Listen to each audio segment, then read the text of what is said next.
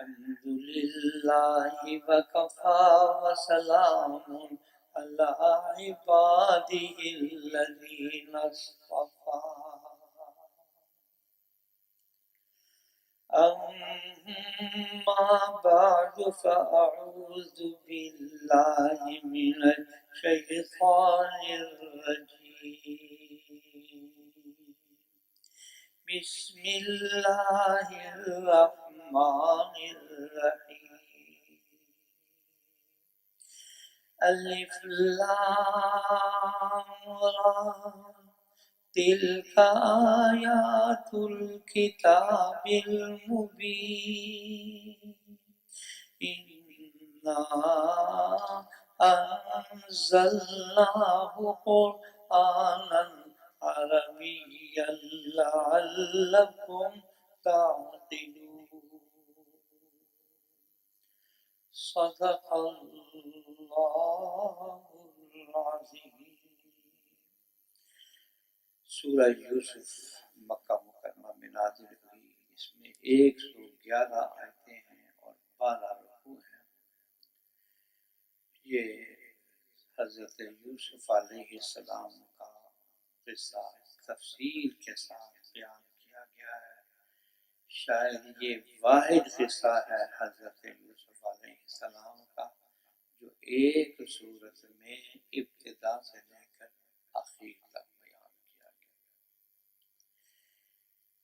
اس قصے کے اندر سب سے پہلے قرآن کی حقیقت بیان کی ہے کہ یہ قرآن ہم نے عربی میں نازل کیا ہے، پھر توحید کا مضمون ہے، رسالت کا مضمون ہے، پھر جنہوں نے انکار کیا ہے ان کا انجام کیا ہوا، پھر ان کا ذکر ہے، اور یہ پھر اس کو احسن القصص بیان کیا گیا ہے۔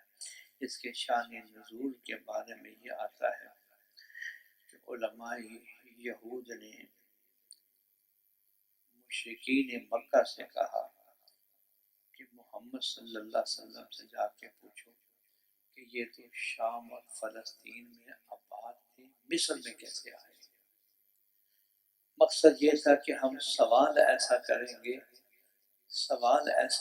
گے کہ جس کی بنا پر ممکن ہے وہ صحیح جواب نہ دے سکیں، اور پھر یہ ہم ان کے خلاف پروپیگنڈا کر سکیں۔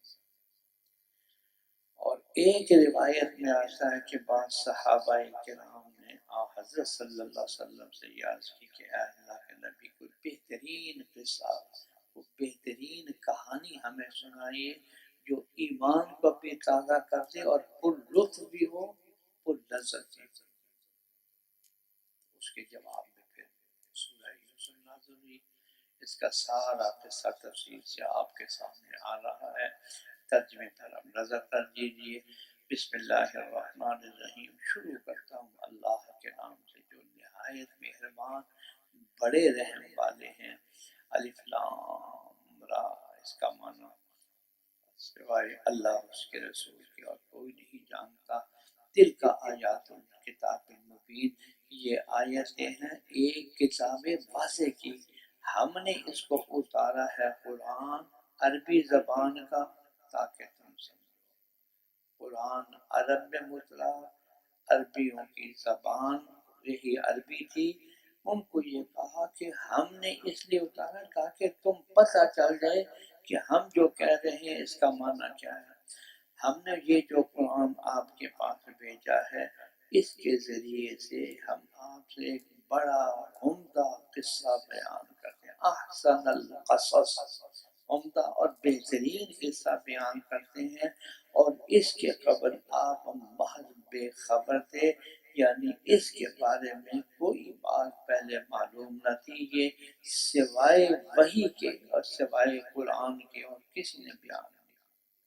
اذ قال یوسف لابی، جبکہ یوسف نے اپنے والد یعقوب علیہ السلام سے کہا کہ ابا میں نے خواب میں 11 ستارے اور سورج اور چاند دیکھے ہیں۔ 11 ستارے، 11 بھائی، سورج باپ اور چاند ماں، یہ میں نے دیکھے ہیں۔ ان کو اپنے روبرو سجدہ کرتے ہوئے دیکھا ہے کہ یہ مجھے سجدہ کرنا۔ حضرت یعقوب نے بیٹے قال یا بنیا، ان کا اے میرے بیٹے، اپنے اس خواب کو اپنے بھائیوں کے روبرو ان کے سامنے بیان مت کرنا، پس وہ تمہارے ایذا کے لیے وہ خاص تدبیر کریں گے، بلا شبہ شیطان آدمی کا صحیح دشمن۔ ستیلے بھائی تھے یہ حضرت یوسف بنیامین ایک ماں سے تھے، اور 10 بھائی جو تھے وہ ایک ماں سے تھے، تو آپس کے اندر ان کو تھوڑا سا اختلاف بھی تھا۔ تو حضرت یعقوب نے بیٹے سے کہا یہ خواب بھائیوں کو مت بیان کرنا۔ یہاں سے علماء نے یہ مسئلہ نکالا کہ اگر کوئی خواب دیکھے، اچھی دیکھے یا بری دیکھے، تو ہر ایک کو بیان نہ کرے، اپنے خیر خواہ سے بیان کرے اور اسی کو بیان کرے کہ جو خواب کے بارے میں کچھ علم بھی رکھتا ہو۔ برا خواب دیکھے، تکلیف دہ خواب دیکھے، پریشانی کا خواب دیکھے، تو ایک بات یاد رکھیں گے کہ آن حضرت صلی اللہ علیہ وسلم نے فرمایا 3 مرتبہ اعوذ باللہ من الشیطان الرجیم پڑھ کر بائیں جانب تھو تھو تھو کر بس برا خواب، اس کی کوئی تعبیر غلط نہیں پڑے گی۔ اسی طرح تمہارا رب تم کو منتخب کرے گا اور تم کو خوابوں کی تعبیر کا علم دے گا، اور تم پر اور یعقوب کے خاندان پر اپنا انعام کامل کرے گا، جیسا کہ اس کے قبل تمہارے دادا یعنی حضرت ابراہیم اور اسحاق پر اللہ نے اپنا انعام کامل کر چکا ہے۔ واقعی تمہارا رب بڑا علم والا، حکمت والا۔ یوسف علیہ السلام اور ان کے جو سوتیلے علاتی بھائیوں کے قصے میں دلائل موجود ہے، ان کے لیے جو آپ سے ان کے بارے میں قصہ پوچھتے ہیں، وہ وقت قابل ذکر ہے کہ جب کہ ان کے علاتی بھائیوں نے باہم بطور مشورہ کے گفتگو کی کہ یوسف اور ان کا بھائی بنیامین ہمارے باپ کو ہم سے زیادہ پیارے ہیں، حالانکہ ہم ایک جماعت، ہم 10 ہیں وہ 2 ہیں، باقی ہمارے باپ اس بارے میں کھلی غلطی میں ہیں، یعنی جو محبت کر رہے ہیں تو یہ ہم سے زیادتی ہو رہی ہے۔ تو آگے فرمایا اس کا حل یہ ہے کہ حالانکہ ہم ایک جماعت میں ہیں، باقی ہمارے باپ اس میں غلطی میں ہیں، یا تو یوسف کو قتل کر ڈالو یا ان کو کسی دور دراز سرزمین میں ڈالاؤ، تو پھر تمہارے باپ کا رخ خالص تمہاری طرف ہو جائے گا اور تمہارے سب کام بن جائیں گے۔ انہی میں سے، انہی بھائیوں میں سے بڑے بھائی نے ان میں سے کہنے والے کا یوسف کو قتل مت کرو، ان کو کسی اندھیرے کنویں میں ڈال دو تاکہ ان کو کوئی راہ چلتا نکال کر لے جائے اگر تم نے یہ کام کرنا ہے۔ قتل نہ کریں، لیکن یہ ہے کہ ان کو دور دراز کسی کنویں میں ڈال دیں، پھر کوئی ان کو لے لے۔ سب نے مل کر باپ سے کہا ابا اس کی کیا وجہ ہے کہ یوسف کے بارے میں آپ ہمارا اعتبار نہیں کرتے، حالانکہ ہم ان کے دل و جان سے خیر خواہ ہیں۔ آپ ان کو کل کے روز ہمارے ساتھ بھیجیے کہ ذرا وہ کھائیں بھی اور کھیلیں گے، ہم کھیل کے لیے جا رہے ہیں اور ہم وعدہ کرتے ہیں کہ ہم ان کی پوری حفاظت رکھیں گے۔ یعقوب علیہ السلام نے فرمایا کہ مجھ کو یہ بات غم میں ڈالتی ہے کہ اس کو تم لے جاؤ اور میں یہ اندیشہ کرتا ہوں اس کو کوئی بھیڑیا کھا جائے، اس علاقے میں بھیڑیے بہت، اور تم اس سے بے خبر رہو۔ وہ بولے کہ اگر ان کو بھیڑیا کھا جائے اور ہم ایک جماعت کی جماعت ہوں تو ہم پھر بالکل ہی گئے گزرے ہوں گے۔ تو جب ان کو لے گئے اور سب نے پختہ عزم کر لیا کہ ان کو کسی اندھیرے کنویں میں ڈال دیں، اور ہم نے ان کے پاس وحی بھیجی کہ تم ان لوگوں کو یہ بات جتلاؤ گے اور وہ تم کو پہچانیں گے بھی نہیں۔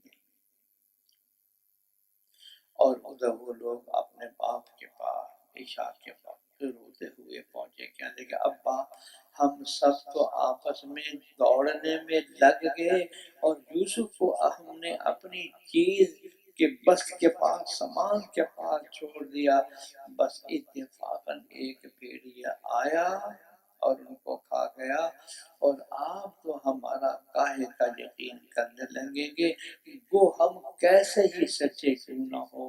اور یوسف کی قمیض پر جھوٹ موٹ کا خون بھی لگا لائے تھے۔ یعقوب علیہ السلام نے فرمایا کہ بلکہ تم نے اپنے دل سے ایک بات بنا لی ہے، سب بدل کرنا، یہ قمیض پر خون لگایا ہے، اگر واقعتاً اس نے کاٹا ہوتا، پھاڑا ہوتا درندے نے، تو کم از کم قمیض تو پھٹی ہوتی۔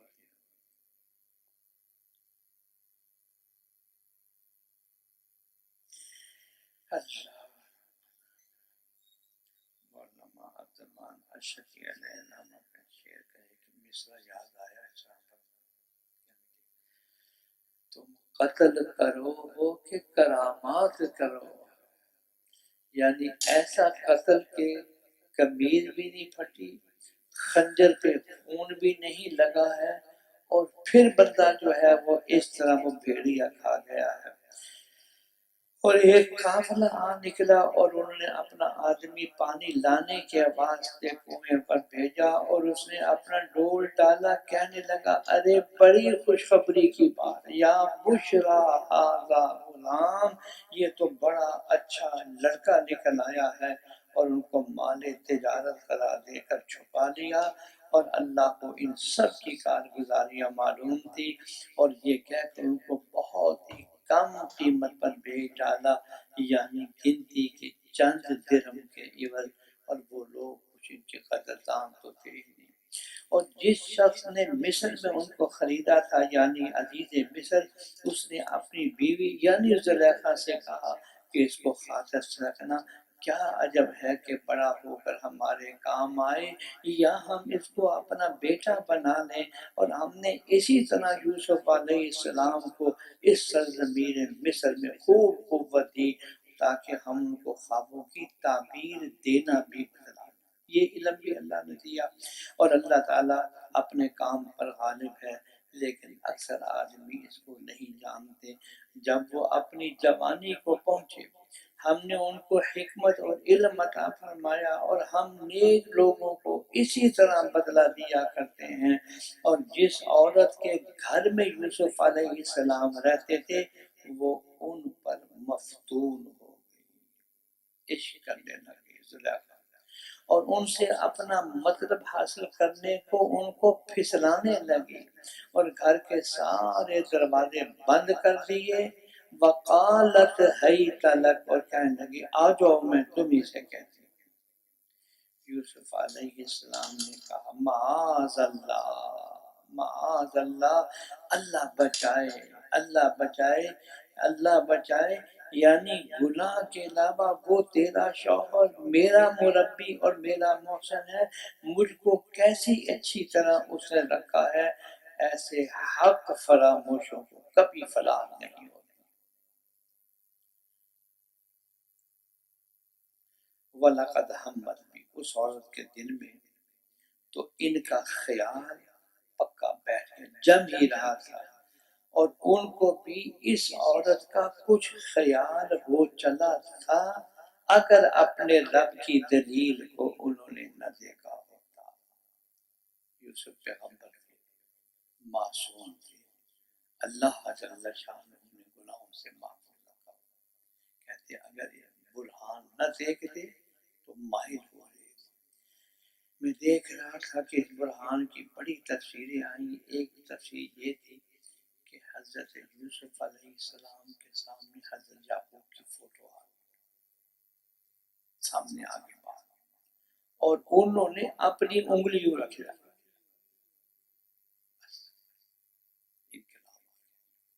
اب دوڑے دروازے کی طرف۔ اللہ لولا، اگر وہ اپنے رب کی دلیل کو انہوں نے نہ دیکھا تو زیادہ خیال ہو جانا ہم نے ہی اس طرح ان کو علم دیا تاکہ ہم ان سے صغیرہ اور کبیرہ گناہوں کو دور رکھیں، کیونکہ وہ ہمارے برگزیدہ بندوں میں سے تھے، اور دونوں آگے پیچھے دروازے کی طرف دوڑے، اور اس عورت نے ان کا کرتا پیچھے سے پھاڑ ڈالا، اور دونوں نے اتفاقاً اس عورت کے شوہر کو دروازے کے پاس کھڑا پایا، بھاگتے ہوئے جا رہے ہیں۔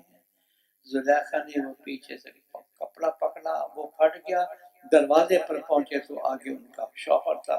سیدہ شوہر کو دروازے کے پاس کھڑا پایا، فوراً وہ زلیخا بولی کہ جو شخص تیری بیوی کے ساتھ بدکاری کا ارادہ کرے اس کی سزا بجوز کی اس کے اور کیا ہو سکتی ہے کہ وہ جیل خانہ بھیجا جائے یا کوئی اور دردناک سزا۔ یہاں بھی زلیخا نے اپنی محبت کا اظہار کیا کہ اس کو قتل نہ کرنا، جیل میں بھیج۔ یوسف علیہ السلام نے کہا یہی مجھ سے اپنا مطلب نکالنے کو مجھ کو پھسلاتی تھی، اور اس موقع پر اس عورت کے خاندان میں سے ایک گواہ نے شہادت دی۔ حضرت حاشیے میں لکھا ہے وہ گواہ کون تھا؟ وہ ایک شیر خوار بچہ تھا جو یوسف علیہ السلام کے معجزے سے بول پڑا اور کہنے لگا، وہ بچہ 1 سال کا، کہ اگر یوسف علیہ السلام اس وقت نبی نہ ہو تو اس خالق کو اصطلاح میں بجائے معجزہ کے اظہار کہیں گے۔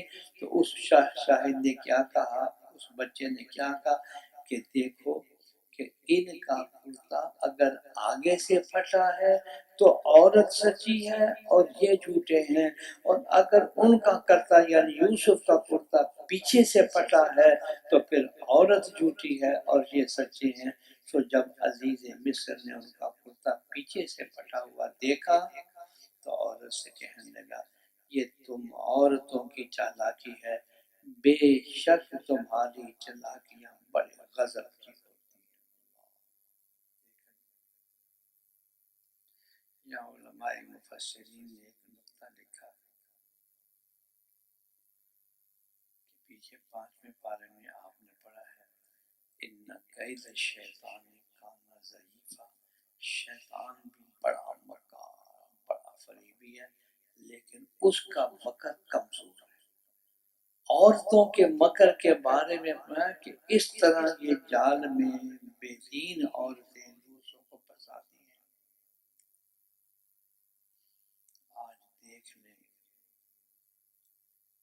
کہ یورپ کی کروڑوں کی آبادی میں سے چند لوگ بھی نہیں ہوں گے جو یہ کہتے ہوں گے کہ ہم حلال کے ہیں۔ میں باورپور یونیورسٹی میں پڑھتا تھا تو اس وقت میرے شیخ التفسیر کہنے لگے، تاریخ کا حوالہ ہے کہ یورپ کی 45 کروڑ کی آبادی میں سے 45 کے متعلق بھی نہیں کہا جا سکتا کہ یہ حلال ہے۔ پھر لکھتا ہے وہ کہ میری نگاہ میں سوائے 2 کے باقی سب حرام ہے۔ کہتا ہے ایک تو میں کہ میں اپنے آپ کو حرامی نہیں کہنا چاہتا، اور دوسری ملکہ کہ اس کے خلاف اگر میں بولوں گا تو سیدھا جیل جاؤں گا۔ بس ہم 2 پاک ہیں، باقی سب حرام۔ ان کید کنا عظیم۔ دیکھیں تو اے یوسف، اب وہ کہنے لگے عزیز مصر زلیخا کے میاں، اے یوسف اس بات کو جانے دو، اور عورت سے کہا اے عورت تو یوسف سے اپنے قصور کی معافی مانگ، بے شک سر کا سر تجھی قصوروار ہے۔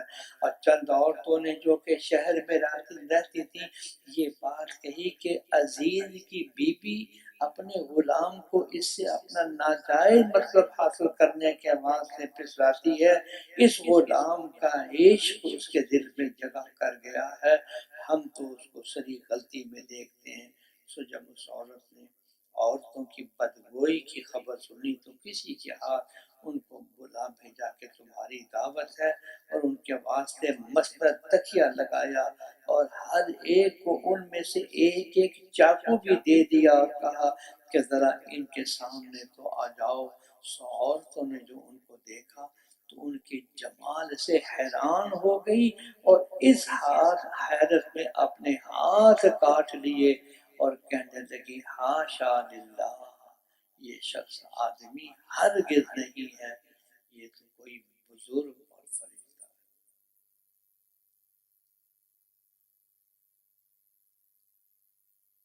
حضرت عائشہ صدیقہ رضی اللہ تعالیٰ عنہ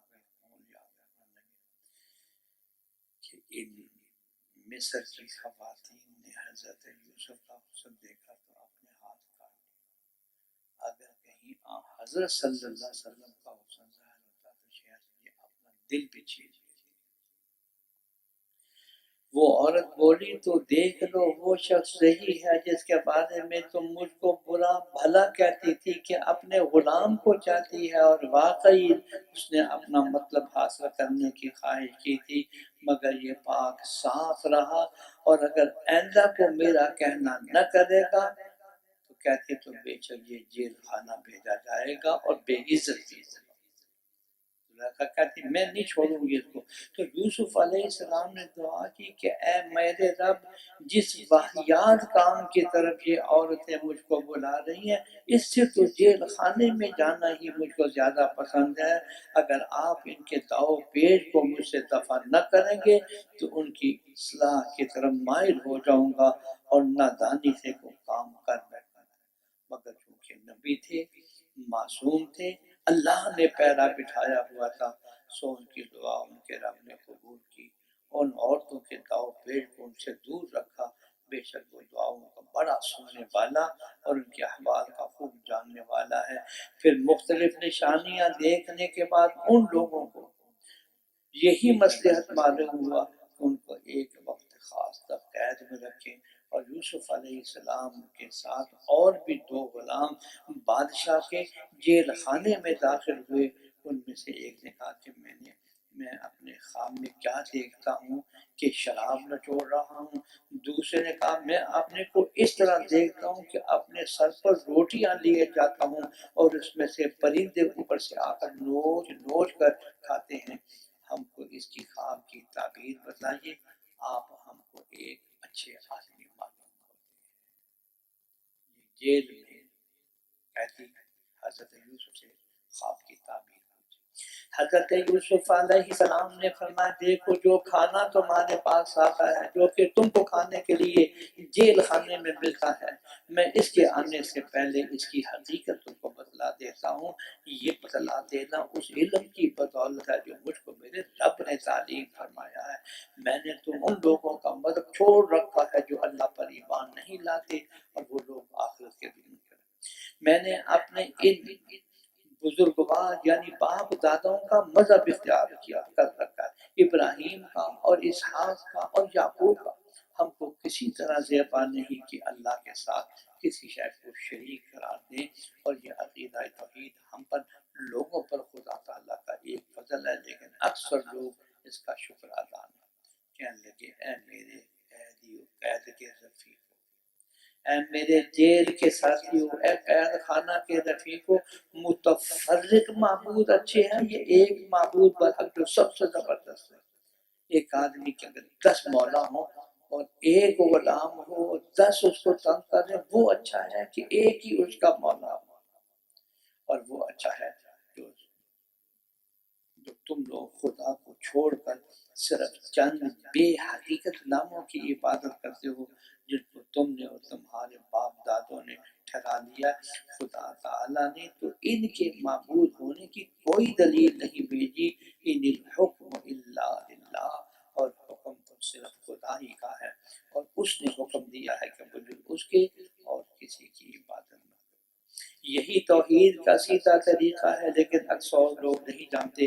پھر کہنے لگے یا صاحبہ یہ سجن، اے قید خانے کے رفیقوں، تم میں ایک تو جرم سے بری ہو کر اپنے آقا کو بدستور شراب پلایا کرے۔ یہ دونوں بادشاہ کے محل کے ملازم تھے۔ کہا کہ ایک تو پھر واپس جائے گا، بادشاہ کے محل میں جائے گا اور شراب کی ڈیوٹی لگے، اور دوسرے کے بارے میں کہا فیصلب، تجھے جو ہے سلیب سولی دیا جائے گا اور اس کے سر کو پرندے نوچ نوچ کھائیں گے۔ جس کے بارے میں تم پوچھتے تھے وہ اسی طرح مقدر ہو جائے۔ اور جس شخص پر رہائی کا گمان تھا اس سے یوسف علیہ السلام نے فرمایا کہ اپنے آقا کے سامنے میرا بھی تذکرہ کرنا کہ مجھ بے گناہ کو یہاں انہوں نے قید کیا ہے۔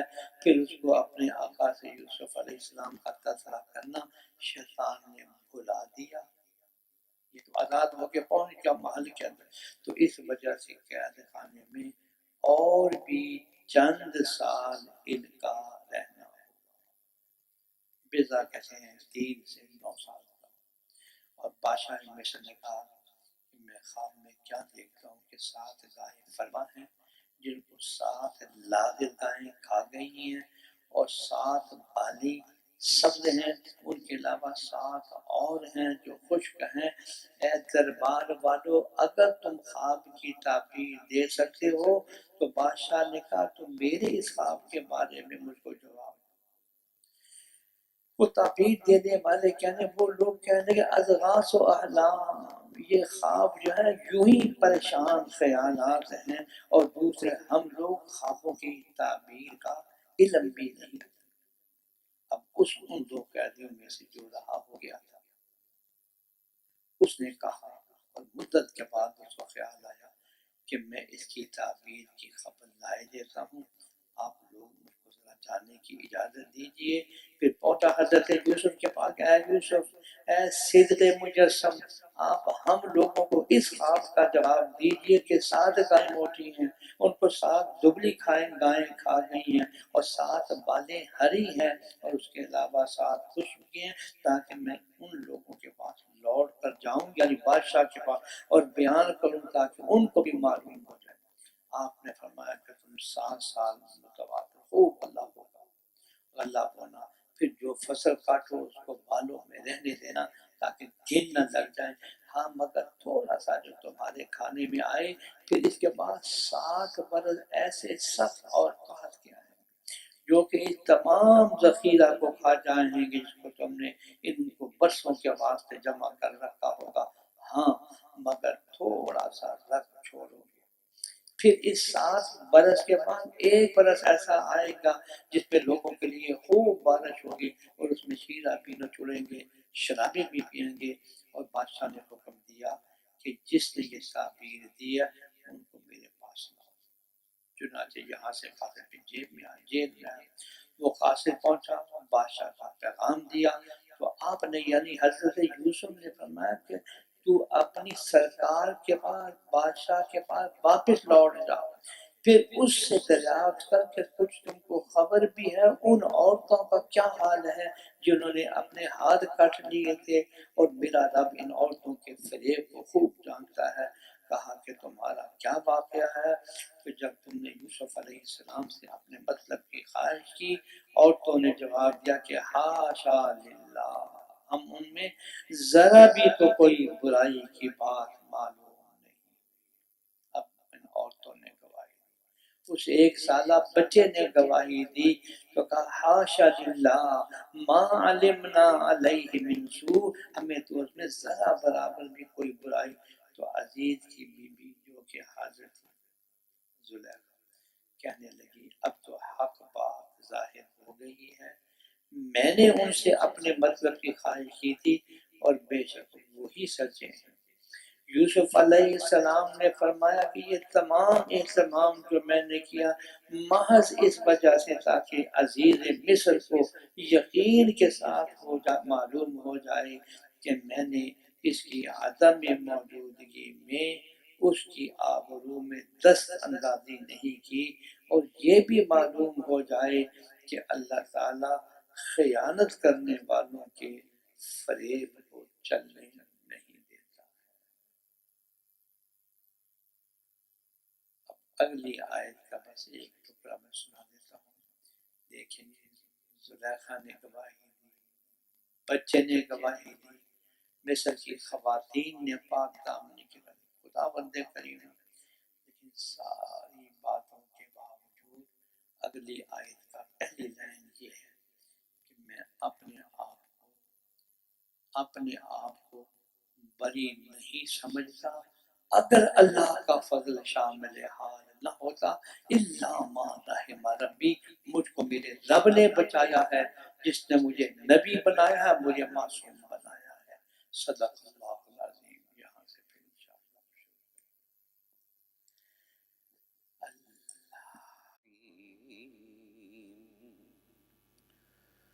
وقال الملك ائتوني به أستخلصه لنفسي فلما كلمه قال إنك اليوم لدينا مكين أمين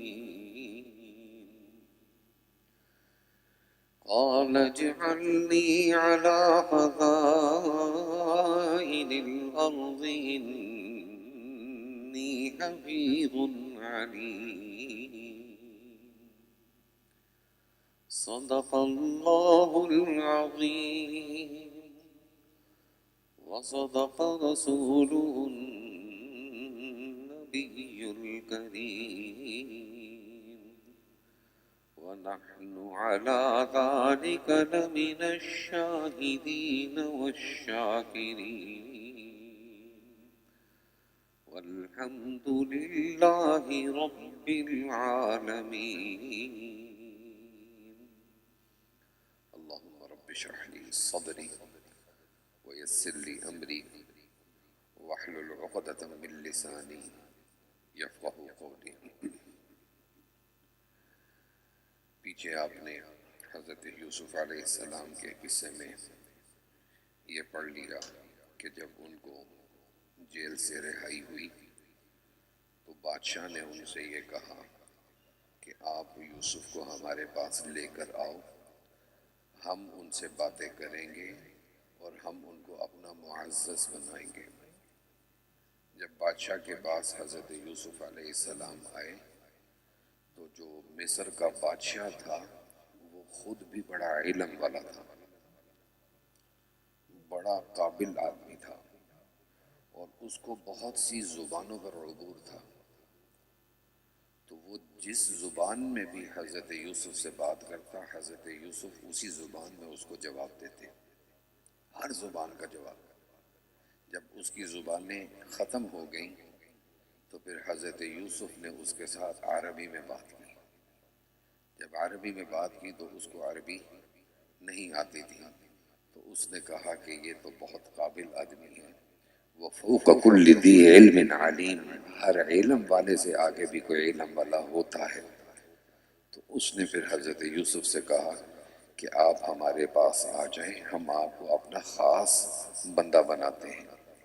تو حضرت یوسف نے یہ کہا کہ مجھے اور تو کسی چیز کا علم نہیں، ہاں البتہ یہ جو خزانے کی چیزیں ہیں اس کا مجھے بنا دو، اجعلنی علی خزائن الارض، یہ جو تمہارے زمینی اور غلے کے معاملات ہیں اس کو میں دیکھ لوں گا، اس کا میں ماہر ہوں۔ تو پھر آپ نے یعنی اس بادشاہ نے حضرت یوسف علیہ السلام کو وزیر خزانہ بنا دیا۔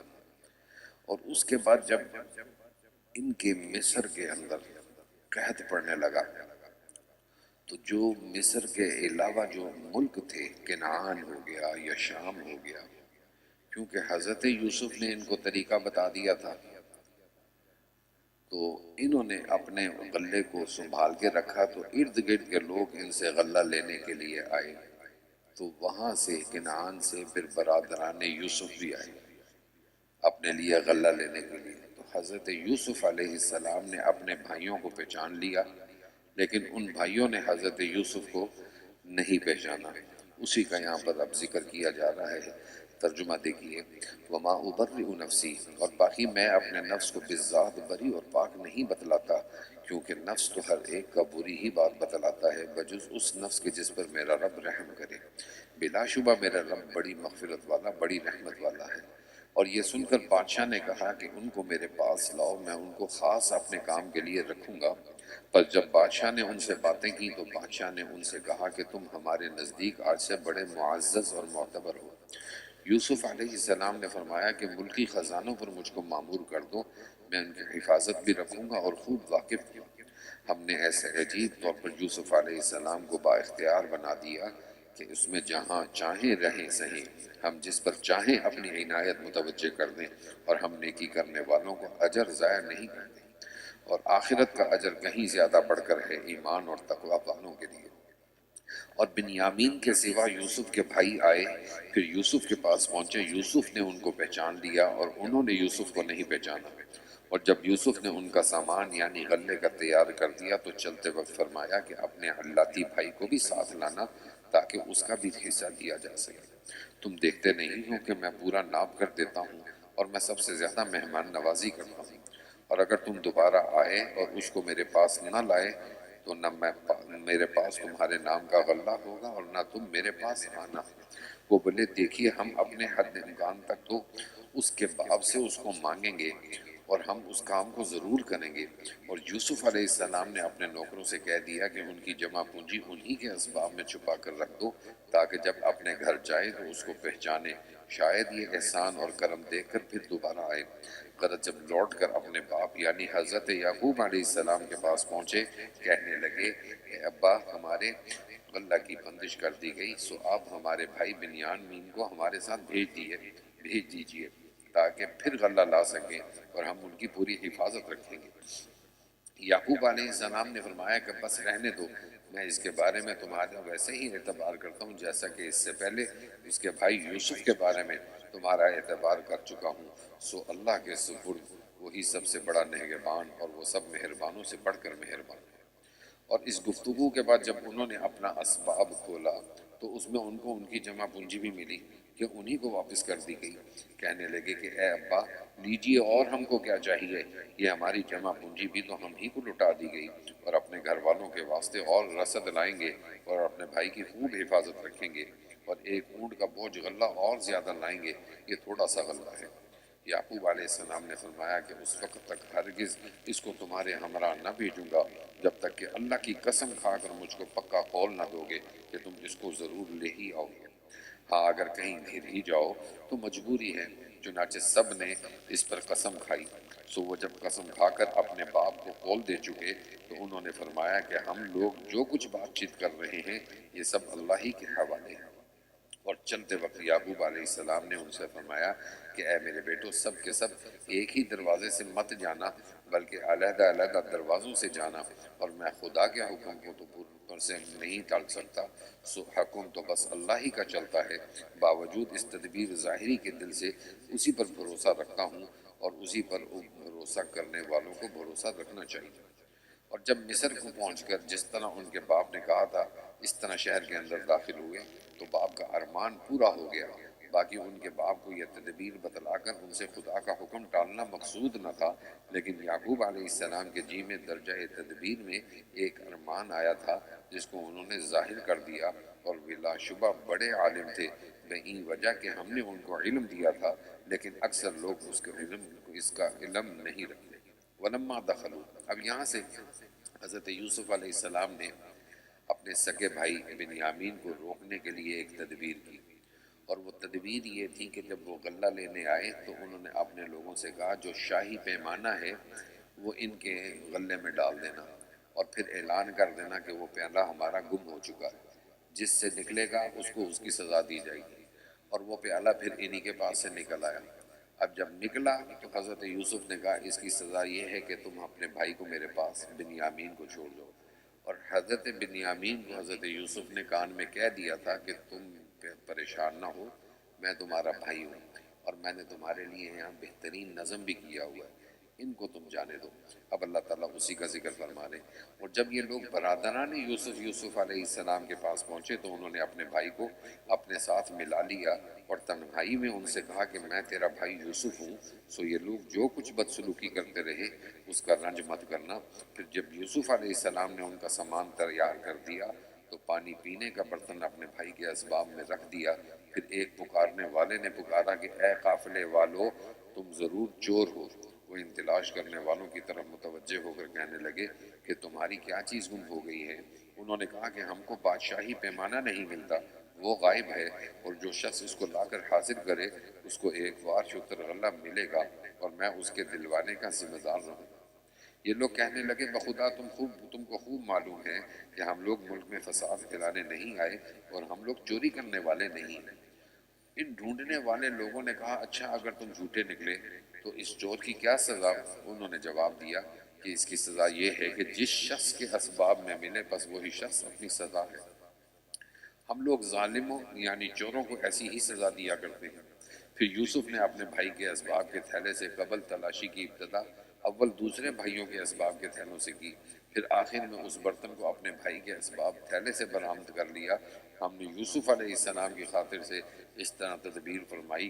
یوسف اپنے بھائی کو اس بادشاہ مصر کے قانون کی روح سے نہیں لے سکتے تھے مگر یہ کہ اللہ ہی کو منظور تھا۔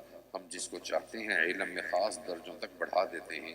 وفوق کل ذی علم علیم، اور تمام علوم والوں سے بڑھ کر ایک بڑا علم والا ہے۔ کہنے لگے کہ صاحب اگر اس نے چوری کی تو تعجب نہیں، کیونکہ اس کا ایک بھائی تھا، وہ بھی اسی طرح اس کے پہلے چوری کر چکا ہے۔ پس یوسف علیہ السلام نے اس بات کو جو آگے آتی ہے اپنے دل میں پوشیدہ رکھا اور اس کو ان کے سامنے زبان سے ظاہر نہیں کیا، یعنی دل میں یوں کہا کہ اس چوری کے درجے میں تو تم اور بھی زیادہ برے ہو، اور جو کچھ تم بیان کر رہے ہو اس کی حقیقت کا اللہ ہی کو خوب علم ہے۔ کہنے لگے اے عزیز اس بنیامین کے ایک بہت بڑا باب ہے، سو آپ ایسا کیجئے کہ اس کی جگہ ہم میں سے ایک کو رکھ لیجئے اور اپنا مملوک بنا لیجئے، ہم آپ کو نیک مزاج رکھتے ہیں۔ یوسف علیہ السلام نے کہا معاذ اللہ، ایسی بے انسانی کی بات سے خدا بچائے کہ جس کے پاس ہم نے اپنی چیز پائی ہے اس کے سوا دوسرے شخص کو پکڑ کے رکھ لیں، اس حالت میں تو ہم بڑے بے انصاف سمجھے جائیں گے۔ پھر جب ان کو یوسف علیہ السلام سے تو بالکل امید نہ رہی کہ بنیامین کو دیں گے تو اس جگہ سے علیحدہ ہو کر باہم مشورہ کرنے لگے۔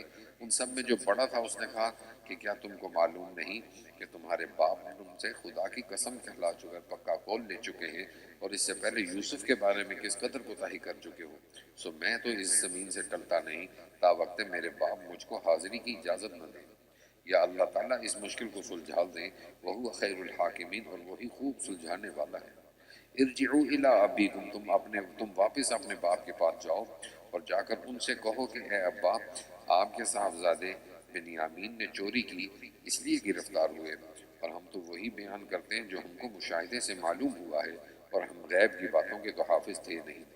وَاسْأَلِ الْقَرْيَةَ الَّتِي، اور اس بستی یعنی مصر والوں سے پوچھ لیجئے جہاں ہم اس وقت موجود تھے، اور اس قافلے والوں سے پوچھ لیجئے جن میں ہم شامل ہو کر یہاں آئے ہیں، وَإِنَّا لَصَادِقُونَ، اور یقین جانیے ہم بالکل سچ کہتے ہیں۔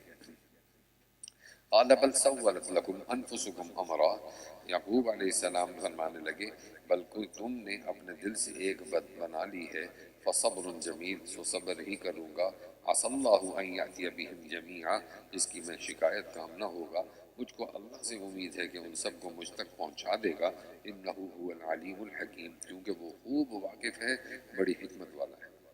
ان سے دوسری طرف رخ کر لیا اور کہنے لگے یا اسفا علی یوسف، ہائے یوسف افسوس، اور غم سے روتے روتے ان کی آنکھیں سفید پڑ گئیں اور وہ غم سے جی ہی جی میں گھٹا کرتے تھے۔ قالوا تاللہ، بیٹے کہنے لگے بخدا معلوم ہوتا ہے تم سدا کے سدا یوسف کی یادگاری میں لگے رہو گے یہاں تک کہ گھل گھل کر دم بلب ہو جاؤ گے، یا یہ کہ بالکل مر ہی جاؤ گے۔ یعقوب علیہ السلام نے کہا انما اشکو بسی وحزنی الی اللہ، فرمایا کہ میں تو اپنے رنج و غم کی صرف اللہ ہی سے شکایت کرتا ہوں، اور اللہ کی باتوں کو جتنا میں جانتا ہوں تم نہیں جانتے۔ یا بنیا، اے میرے بیٹو، جاؤ اور یوسف اور ان کے بھائی کی تلاش کرو، اور اللہ کی رحمت سے نا امید مت ہو، بے شک اللہ کی رحمت سے وہی لوگ نا امید ہوتے ہیں جو کافر ہیں۔ پھر جب یوسف علیہ السلام کے پاس پہنچے کہنے لگے یا ایہا العزیز مسنا و اہلنا الضر، اے عزیز ہم کو اور ہمارے گھر والوں کو قحط کی وجہ سے بڑی تکلیف پہنچ رہی ہے، اور ہم کچھ یہ نکمی چیز لائے ہیں، سو آپ پورا غلہ دے دیجئے اور ہم کو خیرات سمجھ کر دے دیجئے، بے شک اللہ تعالیٰ خیرات دینے والوں کو جزائے خیر دیتے ہیں۔ قال هل علمتم ما فعلتم بیوسف، یوسف علیہ السلام نے فرمایا کہو وہ کہ تم کو یاد ہے جو کچھ تم نے یوسف اور اس کے بھائی کے ساتھ برتاؤ کیا تھا جبکہ تمہاری جہالت کا زمانہ تھا۔ قالوا اِنَّكَ لَأَنْتَ یوسف، کہنے لگے کیا سچ مچ تم ہی یوسف ہو؟ قال انا یوسف وہذا اخی، انہوں نے فرمایا ہاں میں یوسف ہوں اور یہ بنیامین میرا حقیقی بھائی ہے۔ ہم پر اللہ تعالیٰ نے بڑا احسان کیا۔ واقعی جو شخص گناہوں سے بچتا ہے اور صبر کرتا ہے تو اللہ تعالیٰ ایسے نیک کام کرنے والوں کا اجر ضائع نہیں کیا کرتا۔ قالوا تاللہ لقد آثرک اللہ۔ اب برادران یوسف کو جب اپنی غلطی کا احساس ہوا اور اس کا اقرار کرنے کے بعد ان الفاظ کے ساتھ حضرت یوسف نے ان سے کہا، یہ حضرت یوسف کو انہوں نے کہا لقد آثرک اللہ، تو جناب حضرت یوسف علیہ السلام نے پھر جواب میں وہی بات کہی جو آگے آ رہا ہے، لا تثریب علیکم اليوم، میں نے تو تمہیں معاف کیا، اب اللہ تمہیں معاف کر دے۔ اور جب فتح مکہ کے وقت حضرت صلی اللہ علیہ وسلم مکہ میں داخل ہو رہے تھے تو مشرکین بھی ڈرے ہوئے تھے، تو حضرت صلی اللہ علیہ وسلم نے بھی اسی وقت یہی جملہ فرمایا تھا، لا تثریب علیکم اليوم یغفر اللہ لکم وہو ارحم الراحمین۔ اللہ تعالیٰ فرمانے وہ کہنے لگے کہ بخدا کچھ شک نہیں تم کو اللہ تعالیٰ نے ہم پر فضیلت عطا فرمائی اور بے شک ہم اس میں خطاوار تھے۔ یوسف علیہ السلام نے فرمایا کہ تم پر آج کوئی الزام نہیں، اللہ تعالیٰ تمہارا قصور معاف کرے اور سب مہربانوں سے زیادہ مہربان ہے۔ اذهبوا بقمیصی، اب تم میرا یہ کرتا بھی لیتے جاؤ اور اس کو میرے باپ کے چہرے پر ڈال دو، اس سے ان کی آنکھیں روشن ہو جائیں گی، اور اپنے باقی گھر والوں کو بھی سب کو میرے پاس لے آؤ۔ ولما فصلت اب یہ دیکھیے حضرت یعقوب علیہ السلام کا یہاں معجزے کا ذکر کر، اب یہاں مصر سے حضرت یوسف کی قمیض نکلی اور ادھر حضرت یعقوب علیہ السلام نے کہا کہ مجھے یوسف کی خوشبو آ رہی ہے۔ اب معجزے کا اختیار تو اپنے کسی کے پاس نہیں ہوتا، اللہ جس کا چاہے بتلا دے۔ اب وہاں کنویں میں حضرت یوسف گرے تو حضرت یعقوب کو نہیں پتا کہ وہ کنویں میں، اور اب مصر سے قمیض چل رہی ہے اور شام میں حضرت یعقوب موجود ہیں اور خوشبو سونگھ لی اور کہنے لگے کہ میں یوسف کی خوشبو سونگھ رہا ہوں۔ ولما فصلت العیر، اور جب قافلہ چلا تو ان کے باپ نے کہنا شروع کیا کہ اگر تم مجھ کو بڑھاپے میں بہکی باتیں کرنے والا نہ تو سمجھو تو ایک بات کہوں کہ مجھ کو تو یوسف کی خوشبو آ رہی ہے۔ قالوا تاللہ، وہ پاس والے کہنے لگے کہ بخدا آپ تو اپنے اسی پرانے غلط خیال میں مبتلا ہیں۔ پر جب خوشخبری لانے والا آپ پہنچا تو آتے ہی اس نے وہ کرتا ان کے منہ پر لا کر ڈال دیا، بس فوراً ہی ان کی آنکھیں کھل گئیں۔ آپ نے بیٹوں سے فرمایا، کیوں میں نے تم سے نہ کہا نہ تھا کہ اللہ کی باتوں کو جتنا میں جانتا ہوں تم نہیں جانتے۔ قالوا یا ابانا استغفر لنا ذنوبنا انا کنا خاطئین، سب بیٹوں نے کہا اے ہمارے باپ ہمارے لیے خدا سے ہمارے گناہوں کی دعائیں مغفرت کیجئے، ہم بے شک خطاوار تھے۔ قال سوف استغفر لکم ربی، یعقوب علیہ السلام نے فرمایا عن قریب تمہارے لیے اپنے رب سے دعائیں مغفرت کروں گا، بے شک وہ غفور الرحیم ہے۔ فلما دخلوا، پھر جب یہ سب کے سب یوسف کے پاس پہنچے تو انہوں نے اپنے والدین کو اپنے پاس تعظیماً جگہ دی اور کہا سب مصر میں چلیے اور خدا کو منظور ہے تو وہاں امن چین سے رہیے، اور اپنے والدین کو تخت شاہی پر اونچا بٹھایا اور سب کے سب یوسف کے آگے سجدے میں گر گئے، اور یوسف نے کہا اے میرے باپ یہ ہے میرے خواب کی تعبیر جو پہلے زمانے میں دیکھا تھا، جس کو میرے رب نے سچا کر دیا۔ وقت احسن بی اذ اخرجنی، اور خدا نے میرے ساتھ احسان کیا، ایک تو اس نے مجھے قید سے نکالا اور دوسرا یہ کہ تم سب کو جنگل سے یہاں لے آیا، یہ سب کچھ بعد اس کے ہوا کہ شیطان نے میرے اور میرے بھائیوں کے درمیان میں فساد ڈلوا دیا۔ بلا شبہ میرا رب جو چاہتا ہے اس کی عمدہ تدبیر کرتا ہے، انہو هو العلیم الحکیم، بلا شبہ وہ بڑے علم والا حکمت والا ہے۔ اے میرے پروردگار آپ نے مجھ کو سلطنت کا بڑا حصہ دیا اور مجھ کو خوابوں کی تعبیر دینا تعلیم فرمایا جو کہ علم عظیم ہے۔ فاطر السماوات والارض، اے آسمانوں اور زمین کے پیدا کرنے والے، انت ولی فی الدنیا والآخرہ، آپ میرے کارساز ہیں دنیا میں بھی اور آخرت میں بھی، مجھ کو پوری فرما برداری کی حالت میں دنیا سے اٹھا لیجئے، والحقنی بالصالحین، اور مجھ کو خاص نیک بندوں میں شامل کر دیجئے۔ اے محمد صلی اللہ علیہ وسلم، یہ قصہ غیب کی خبروں میں سے ہے جو ہم وحی کے ذریعے سے آپ کو بتلاتے ہیں، اور آپ ان کے برادران یوسف کے پاس اس وقت موجود نہ تھے جبکہ انہوں نے اپنا ارادہ پختہ کر لیا تھا اور وہ تدبیریں کر رہے تھے، اور اکثر لوگ ایمان نہیں لاتے، وہ آپ کا کیسا ہی جی چاہتا ہوں، اور آپ ان سے اس پر کچھ معاوضہ تو چاہتے نہیں، یہ قرآن تو صرف تمام جہان والوں کے لیے ایک نصیحت ہے۔ وَكَأَيٍّ مِّنْ آیَةٍ فِي السَّمَاوَاتِ، اس آیت کے بارے میں حضرت ابن عباس رضی اللہ تعالیٰ عنہ فرماتے ہیں کہ اس آیت کا نزول مشرکین کے لبیک کہنے کے سلسلے میں ہوا، کیونکہ مشرکین تلبیہ شرکیہ کہتے تھے، لبیک کے ساتھ اپنے الفاظ کو ملا دیا کرتے تھے، اس لیے ان پر اللہ تعالیٰ یہاں پر رد فرما رہے ہیں کہ اللہ کی قدرت اور توحید کے بہت سے دلائل دیکھتے ہوئے پھر تم شرک کرتے ہو، ایسا تمہیں نہیں کرنا چاہیے۔ اللہ تعالیٰ فرما رہے ہیں اور بہت سی نشانیاں ہیں آسمانوں میں اور زمین میں جن پر سے ان کا گزر ہوتا رہتا ہے اور ان کی طرف اصلاً توجہ نہیں کرتے، اور اکثر لوگ جو خدا کو مانتے بھی ہیں تو اس طرح کے شرک بھی کرتے جاتے ہیں، سو کیا پھر بھی اس بات سے مطمئن ہوئے بیٹھے ہیں کہ ان پر خدا کے عذاب کی کوئی ایسی آفت آ پڑے جو ان کو محیط ہو جائے یا ان پر اچانک قیامت آ جائے اور ان کو پہلے سے خبر بھی نہ ہو۔ قُلْ هَٰذِهِ سَبِيلِي أَدْعُو إِلَى اللَّهِ، آپ فرما دیجئے کہ یہ میرا طریق ہے، میں لوگوں کو توحید خدا کی طرف اس طور پر بلاتا ہوں کہ میں دلیل پر قائم ہوں، میں بھی اور میرے ساتھ والے بھی۔ وَسُبْحَانَ اللَّهِ وَمَا أَنَا مِنَ الْمُشْرِكِينَ، اور اللہ شرک سے پاک ہے اور میں مشرکین میں سے نہیں ہوں۔ اور ہم نے آپ سے بھی پہلے مختلف بستی والوں میں جتنے رسول بھیجے تب آدمی ہی تھے، کوئی بھی فرشتہ نہ تھا، اور یہ لوگ جو بے فکر ہیں تو کیا یہ لوگ ملک میں کہیں چلے پھرے نہیں کہ اپنی آنکھوں سے دیکھ لیتے کہ ان لوگوں کا کیسا برا انجام ہوا جو ان سے پہلے کافر ہو گزرے ہیں۔ وَلَدَارُ الْآخِرَةِ خَيْرٌ لِّلَّذِينَ اتَّقَوْا، البتہ عالم آخرت ان کے لیے نہایت بہبود کی چیز ہے۔ افلا تعقلون، جو احتیاط رکھتے ہیں، سو کیا تم اتنا بھی نہیں سمجھتے؟ یہاں تک کہ پیغمبر اس بات سے مایوس ہو گئے اور ان پیغمبروں کو گمان غالب ہو گیا کہ ہمارے فہم نے غلطی کی، ان کو ہماری مدد پہنچی، پھر اس عذاب سے ہم نے جس کو چاہا بچا لیا گیا، اور ہمارا عذاب مجرم لوگوں سے نہیں ہٹتا۔ ان انبیاء و امم سابقین کے قصے میں سمجھدار لوگوں کے لیے بڑی عبرت ہے۔ یہ قرآن جس میں یہ قصے ہیں، ما کان حدیثا یفترا، کوئی تراشی ہوئی بات تو ہے نہیں کہ اس سے عبرت نہ ہوتی، ولیکن تصدیق الذی بین یدی، بلکہ اس سے پہلے جو آسمانی کتابیں ہو چکی ہیں یہ ان کی تصدیق کرنے والا ہے اور ہر ضروری بات کی تفصیل کرنے والا ہے، اور ایمان والوں کے لیے ذریعہ ہدایت اور رحمت۔ سورہ رعد، اس میں 43 آیتیں ہیں اور 6 رکوع ہیں، اور یہ مدینہ میں نازل ہوئی۔ سورہ رعد ہجرت سے پہلے نازل ہوئی اور اس کا موضوع توحید، رسالت اور اثبات آخرت ہے۔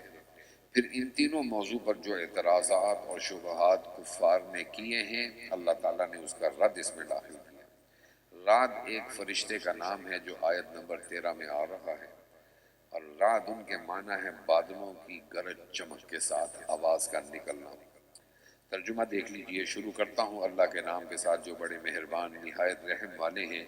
الف لام میم را، تلک آیات الکتاب، یہ جو آپ سن رہے ہیں آیتیں ہیں ایک بڑی کتاب یعنی قرآن کی، اور جو کچھ آپ پر آپ کے رب کی طرف سے نازل کیا جاتا ہے یہ بالکل سچ ہے، اور لیکن بہت سے آدمی ایمان نہیں لاتے۔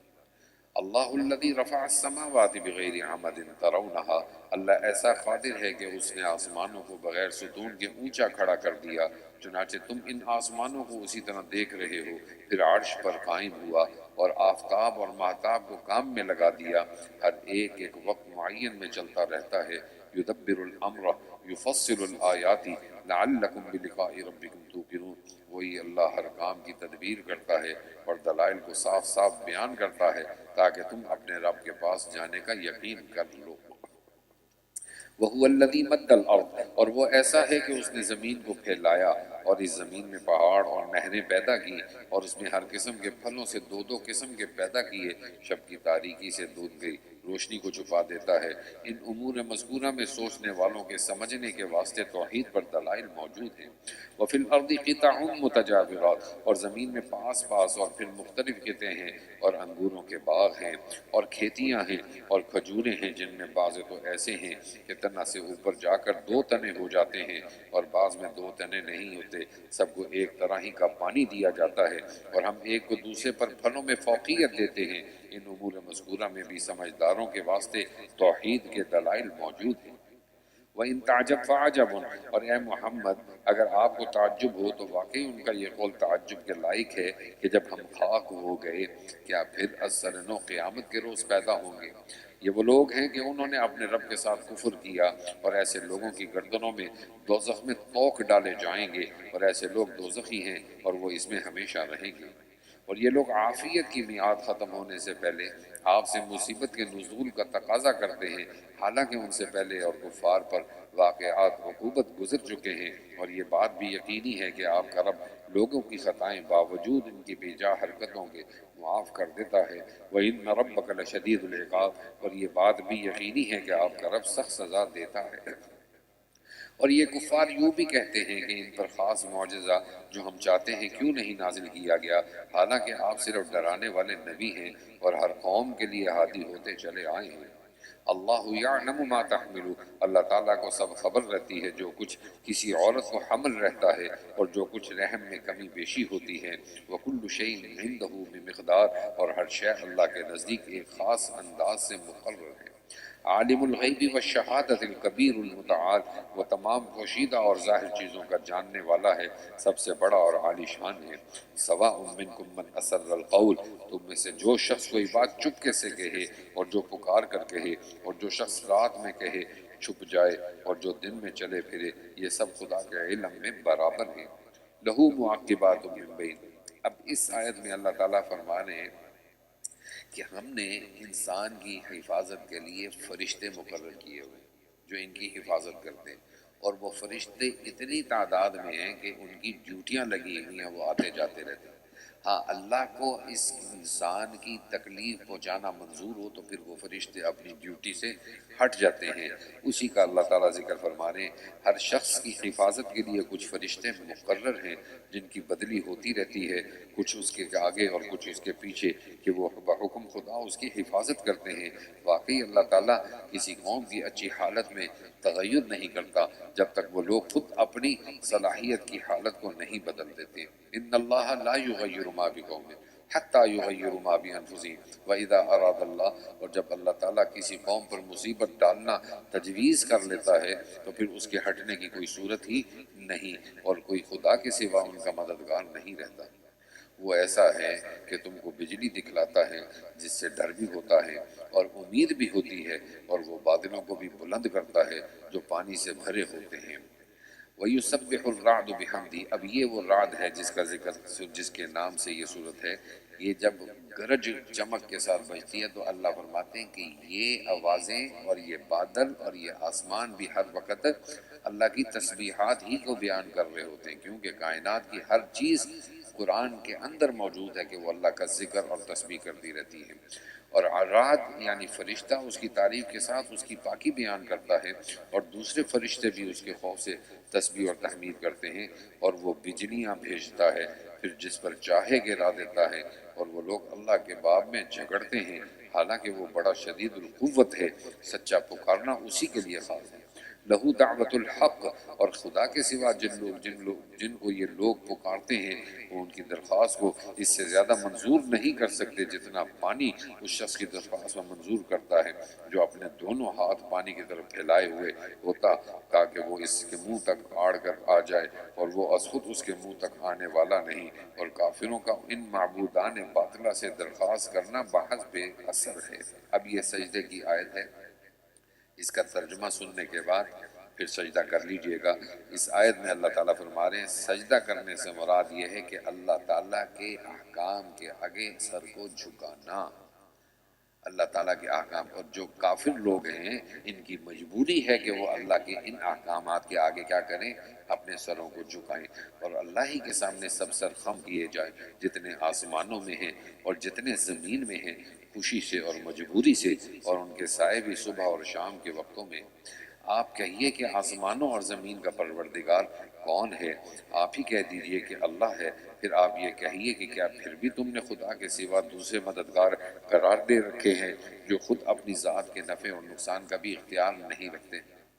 قل هل يستوي الاعمى والبصیر، آپ یہ بھی کہیے کہ کیا اندھا اور آنکھوں والا برابر ہو سکتا ہے، یا کہیں تاریکی اور روشنی برابر ہو سکتی ہے؟ یا انہوں نے اللہ کے ایسے شریک قرار دے رکھے ہیں کہ انہوں نے بھی کسی چیز کو پیدا کیا ہو جیسا خدا پیدا کرتا ہے، پھر ان کو پیدا کرنا ایک سا معلوم ہوا ہو۔ آپ کہہ دیجئے کہ اللہ ہی ہر چیز کا خالق ہے اور وہی واحد ہے، غالب ہے۔ انزل من السماء ماء، اللہ تعالیٰ نے آسمان سے پانی نازل فرمایا، پھر نالے بھر کر اپنی مقدار کے موافق چلنے لگے، پھر وہ سیلاب خس و خاشاک کو بہا لایا جو اس پانی کے اوپر آ رہا ہے، اور جن چیزوں کو آگ کے اندر زیور یا اور اسباب بنا کے نگل سے تپاتے ہیں، اس میں بھی ایسا ہی میل کچیل اوپر آ جاتا ہے۔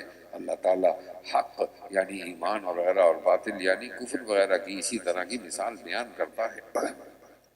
فَأَمَّا الزَّبَدُ فَيَذْهَبُ جُفَاءً، سو جو میل کچیل ہے وہ تو پھینک دیا جاتا ہے۔ وَأَمَّا مَا يَنفَعُ النَّاسَ، اور جو چیز لوگوں کے کارآمد ہے وہ دنیا میں نفع رسانی کے ساتھ رہتی ہے۔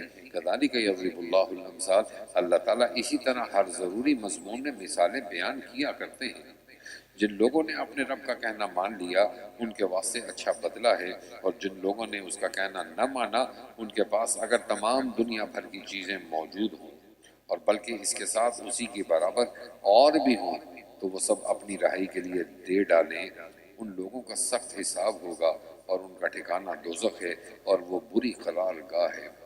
افمن یعلم انما انزل الیک من ربک الحق، اب اس آیت کے اندر افمن یعلم سے مراد حضرت حمزہ یا حضرت عمار ہیں، اور اعما اندھے سے مراد ابو جہل ہے۔ تو پھر اللہ یہ آیت بیان کرنے کے بعد یہ فرما رہے ہیں کیا بینا اور نابینا یعنی مومن اور کافر کیا برابر ہو سکتے ہیں؟ تو ہرگز نہیں ہو سکتے۔ اسی کا اللہ فرما رہے ہیں افمن یعلم انما انزل الیک من ربک الحق، جو شخص یہ یقین رکھتا ہو کہ جو کچھ آپ کے رب کی طرف سے آپ پر نازل ہوا ہے وہ سب حق ہے، کیا ایسا شخص اس کی طرح ہو سکتا ہے جو کہ اندھا ہے؟ پس نصیحت تو سمجھدار ہی لوگ قبول کرتے ہیں، اور یہ سمجھدار لوگ ایسے ہیں کہ اللہ سے جو کچھ انہوں نے عہد کیا ہے اس کو پورا کرتے ہیں اور اس عہد کو توڑتے نہیں۔ والذین یصلون، اب یہاں پر اللہ تعالیٰ صلہ رحمی کے بارے میں فرما رہے ہیں۔ اب حدیث میں بھی آتا ہے کہ جو شخص اپنے رزق میں برکت چاہتا ہے اور اپنی عمر لمبی کرنا چاہتا ہے تو اس کو چاہیے کہ وہ صلہ رحمی کرے، اپنے رشتہ داروں کے ساتھ تعلقات کو بہتر کرے۔ حدیث کے الفاظ ہیں الراحمون یرحمہم الرحمن، ارحموا من فی الارض یرحمکم من فی السماء، تم زمین والوں پر رحم کرو آسمان والا تم پر رحم کرے گا۔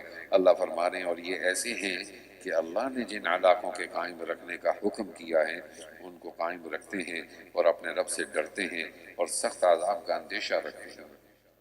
اور یہ لوگ ایسے ہیں کہ اپنے رب کی رضامندی کی جو ہے رہ کر مضبوط رہتے ہیں اور نماز کی پابندی رکھتے ہیں، اور جو کچھ ہم نے ان کو روزی دی ہے اس میں سے چپ کے بھی اور ظاہر کر کے بھی خرچ کرتے ہیں، اور بدسلوکی کو حسن سلوک سے ٹال دیتے ہیں۔ اولئک لہم عقبی الدار، اس جہان میں نیک انجام ان لوگوں کے واسطے ہیں۔ جنات عدن، جنات عدن یہ اللہ تعالیٰ اب یہاں پر فرما رہے ہیں کہ اب ایک شخص جنت میں چلا گیا اور اس کے بچے بھی جنت میں چلے گئے، اس کی بیوی بھی جنت میں چلے گی، اس کے باپ بھی جنت میں چلا گیا۔ اب یہ شخص جو جنت میں گیا اس کا مرتبہ اونچا ہے، اب ان کے بچوں کا اور بیوی کا مرتبہ نیچے ہے، تو یہ کہے گا اے اللہ میرے بچے کدھر، میرا باپ کدھر؟ تو اللہ فرمائیں گے ان کے عمل ایسے نہیں ہیں کہ وہ تمہارے برابر ہوں۔ تو یہ شخص پھر اس وقت اللہ سے کہے گا اے اللہ جو میں عمل کرتا تھا میرے اس عمل کے اندر یہ لوگ بھی تو شامل تھے، تو پھر اللہ ان کے نچلے والے درجوں کو اوپر اس کے ذات میں لا دیں گے۔ اسی کا اللہ فرما رہے ہیں یعنی ہمیشہ رہنے کی جنتیں جن میں وہ لوگ بھی داخل ہوں گے اور ان کے ماں باپ اور بیویوں اور اولاد میں جو جنت کے لائق ہوں گے وہ بھی داخل ہوں گے، اور فرشتے ان کے پاس ہر سمت کے دروازے سے آتے ہوں گے اور یہ کہتے ہوں گے سلام علیکم بما صبرتم فنعم عقبی الدار، کہ تم صحیح سلامت رہو گے بدولت اس کے کہ تم دین حق پر مضبوط رہے تھے۔ سو اس جہان میں تمہارا انجام بہت اچھا ہے، اور جو لوگ خدا تعالیٰ کے معاہدوں کو ان کی پختگی کے بعد توڑتے ہیں اور خدا تعالیٰ جن علاقوں کے قائم رکھنے کا حکم فرمایا ہے ان کو قطع کرتے ہیں اور دنیا میں فساد کرتے ہیں، ایسے لوگوں پر لعنت ہوگی اور ان کے لیے اس جہان میں خرابی ہوگی۔ اللہ یبسط الرزق لمن یشاء، اللہ تعالیٰ جس کو چاہے رزق زیادہ دیتا ہے اور جس کے لیے چاہتا ہے تنگی کر دیتا ہے۔ اور یہ کفار لوگ دنیاوی زندگی پر اتراتے ہیں اور یہ دنیاوی زندگی آخرت کے مقابلے میں بجز ایک متاع قلیل کے اور کچھ بھی نہیں۔ اور یہ کافر لوگ کہتے ہیں کہ ان پر کوئی معجزہ ان کے رب کی طرف سے کیوں نہیں نازل ہوا۔ آپ کہہ دیجئے کہ واقعی اللہ تعالیٰ جس کو چاہیں گمراہ رکھتے ہیں، اور جس شخص ان کی طرف متوجہ ہوتا ہے اس کو اپنی طرف ہدایت کر دیتا ہے۔ الذین آمنوا وتطمئن قلوبہم بذکر اللہ، اس آیت کے اندر اللہ فرمانے مومن کو اگر اطمینان ہوگا تو وہ اللہ کے ذکر سے ہوگا، اس کے علاوہ دنیا کی کوئی ایسی چیز نہیں کہ اس کو دلی مطمئن اور دلی سکون ملے۔ ذکر اللہ سے اس کا دل مطمئن ہوگا۔ مراد اس سے وہ لوگ ہیں جو ایمان لائے اور اللہ کے ذکر سے ان کے دلوں کو اطمینان ہوتا ہے۔ الا بذکر اللہ تطمئن القلوب، خوب سمجھ لو اللہ کے ذکر سے دلوں کو اطمینان ہو جاتا ہے۔ الذین آمنوا وعملوا الصالحات، جو لوگ ایمان لائے اور نیک کام کیے ان کے لیے خوشحالی اور نیک انجامی ہے۔ اور اسی طرح ہم نے آپ کو ایک ایسی امت میں رسول بنا کر بھیجا ہے کہ اس امت سے پہلے اور بہت سی امتیں گزر چکی ہیں، تاکہ آپ ان کو وہ کتاب پڑھ کر سنا دیں جو ہم نے آپ کے پاس وحی کے ذریعے سے بھیجی ہے، اور وہ لوگ ایسے بڑے رحمت والے کی ناسپاسی کرتے ہیں۔ قل هو ربی لا الہ الا ہو، آپ فرما دیجئے کہ وہ میرا مربی اور نگہبان ہے۔ علیہ توکلت و الیہ متاب، میں نے اسی پر بھروسہ کر لیا اور اسی کے پاس مجھ کو جانا ہے۔ وَلَوْ أَنَّ قُرْآنًا سُيِّرَتْ، اب یہاں سے مشرکین حضرت صلی اللہ علیہ وسلم سے ایک بے جا دعویٰ کر رہے ہیں، اور وہ دعویٰ کیا ہے؟ وہ کہتے ہیں اگر آپ اللہ کے نبی ہیں نا تو پھر اس کے لیے ہمیں کوئی دلیل چاہیے، اور وہ دلیل یہ مانگ رہے ہیں کہ ہمارے جو آباء و اجداد قبروں میں چلے گئے ہیں نا ان سے کہو وہ ہم سے باتیں کریں، یا یہ جو مکہ کے پہاڑ نظر آ رہے ہیں ان پہاڑوں کو ادھر ادھر کر دیں تو پھر ہم یقین کر لیں گے کہ آپ کیا ہیں، اللہ کے نبی ہیں۔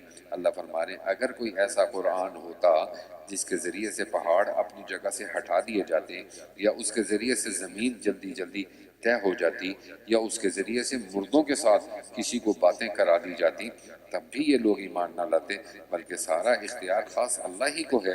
کیا یہ سن کر بھی ایمان والوں کو اس بات میں دل جمی نہیں ہوئی کہ اگر خدا تعالیٰ چاہتا تو تمام دنیا بھر کے آدمیوں کو ہدایت کر دیتا۔ ولا یزال، اور یہ مکہ کے کافر تو ہمیشہ آئے دن اس حالت میں رہتے ہیں کہ ان کے بد کرداروں کے سبب ان پر کوئی نہ کوئی حادثہ پڑتا رہتا ہے یا ان کی بستی کے قریب نازل ہوتا رہتا ہے، یہاں تک کہ اللہ کا وعدہ آ جائے۔ ان اللہ لا یخلف المیعاد، یقیناً اللہ تعالیٰ وعدہ خلاف نہیں کرتے۔ یہاں سے اب اللہ تعالیٰ کے رسول کو تسلی دی جا رہی ہے کہ آپ سے پہلے بھی جتنے نبی اور رسول آئے ہیں لوگوں نے ان انبیاء کے ساتھ مذاق کیا ہے، تو آپ ان کے مذاق کرنے سے گھبرائیں نہیں۔ وَلَقَدِ اسْتُهْزِئَ بِرُسُلٍ مِّن قَبْلِكَ، اور بہت سے پیغمبروں کے ساتھ جو آپ کے قبل ہو چکے ہیں استہزاء ہو چکا ہے، پھر میں ان کافروں کو مہلت دیتا رہا، پھر میں نے ان پر داروگیری کی، سو میری سزا کس طرح کی تھی۔ پھر بھی کیا جو خدا ہر شخص کے اعمال پر مطلع ہو اور ان لوگوں کے شرکاء برابر ہو سکتے ہیں، اور ان لوگوں نے خدا کے لیے شرکاء تجویز کیے ہیں، آپ کہیے کہ ذرا ان شرکاء کا نام تو لیا کرو، تو ہم اللہ تعالیٰ کو ایسی بات کی خبر دیتے ہو کہ دنیا بھر میں اس کے وجود کی خبر اللہ تعالیٰ کو نہ ہو، یا محض ظاہری لفظ کے اعتبار سے ان کو شریک کہتے ہو، بلکہ کافروں کو اپنے مغالطے کی باتیں مرغوب معلوم ہوتی ہیں، اور اسی وجہ سے یہ لوگ راہ حق سے محروم رہ گئے۔ وَمَن يُضْلِلِ اللَّهُ فَمَا لَهُ مِنْ هَادٍ، اور جس کو خدا تعالیٰ گمراہی میں رکھے اس کا کوئی راہ پر لانے والا نہیں۔ لَهُمْ عَذَابٌ فِي الْحَيَاةِ الدُّنْيَا، ان کے لیے دنیاوی زندگانی میں بھی عذاب ہے، وَلَعَذَابُ الْآخِرَةِ أَشَقُّ، اور آخرت کا عذاب اس سے بدرجہ زیادہ ہے۔ وَمَا لَهُم مِّنَ اللَّهِ مِن وَاقٍ، اور اللہ کے عذاب سے ان کا کوئی بچانے والا نہیں۔ مثل الجنت التي وعد المتقون، یہاں سے اللہ تعالیٰ ایمان اور متقیوں کے لیے جنت کا وعدہ فرما رہے ہیں، اور اس جنت کا حال بیان کیا جا رہا ہے۔ اللہ تعالیٰ ہم سب کو بلا حساب جنت عطا فرمائے۔ اور جس جنت کا متقیوں سے وعدہ کیا گیا ہے اس کی کیفیت یہ ہے کہ اس کی عمارات اور اشجار کے نیچے سے نہریں جاری ہوں گی، اس کا پھل اور اس کا سایہ دائم رہے گا۔ یہ تو انجام ہوگا متقیوں کا۔ وعقب الکافرین النار، اور کافروں کا انجام دوزخ ہوگا۔ والذین آتیناہم الکتاب، اور جن لوگوں کو ہم نے کتاب دی ہے اس کتاب سے خوش ہوتے ہیں جو آپ پر نازل کی گئی ہے، اور انہی کے گروہ میں بعض ایسے ہیں کہ اس کے بعض کے حصے کا انکار کرتے ہیں۔ قل انما امرت ان اعبد اللہ ولا اشرک بہ، آپ فرمائیے کہ مجھ کو صرف یہ حکم ہوا ہے کہ میں اللہ کی عبادت کروں اور کسی کو اس کا شریک نہ ٹھہراؤں، میں اللہ ہی کی طرف بلاتا ہوں اور اسی کی طرف مجھ کو جانا ہے۔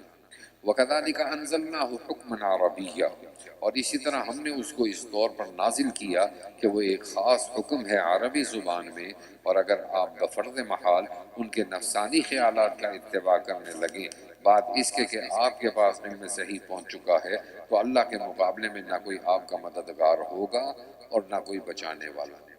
وَلَقَدْ أَرْسَلْنَا رُسُلًا، اب یہاں سے پھر ایک ان کا غلط دعویٰ کہ وہ یہ کہتے تھے کہ یہ اللہ کے نبی کیسے ہو سکتے ہیں، اور اس کی وجہ اور دلیل کیا دیتے ہیں؟